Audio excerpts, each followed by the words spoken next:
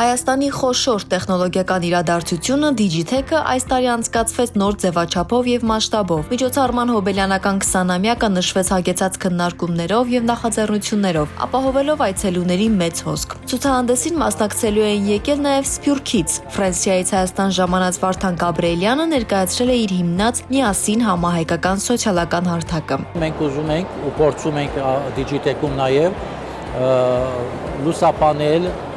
իմացնել, հաղորդել մեր ունեցածի մասին։ «Միասին» հարթակը ստեղծվել է համախմբելու հայկական Սփյուռքը մեկ վայրում։ Այս պահին այն արդեն ունի մոտ 10,000 հայ օգտատեր։ Նաև վաճառում ենք այդ նույն մոդելը բոլոր այն ազգերին, եւ դուք գիտեք, որ գա 200-ից ավել ազգ աշխարհում, ովքեր ունեն Սփյուռք, փոքր թե մեծ։ Digitech-ում ներկայացված էր նաև Equify ներդրումային հարթակը, որը միավորում է ներդրողներին եւ տեխնոլոգիական ստարտափներին։ Ամեն մասնակցությունը ենթադրում է նոր օգտատերեր, նոր գրանցվածքներ, նոր ներդրողներ ու հասանելիությունը, այսինքն մարդիկ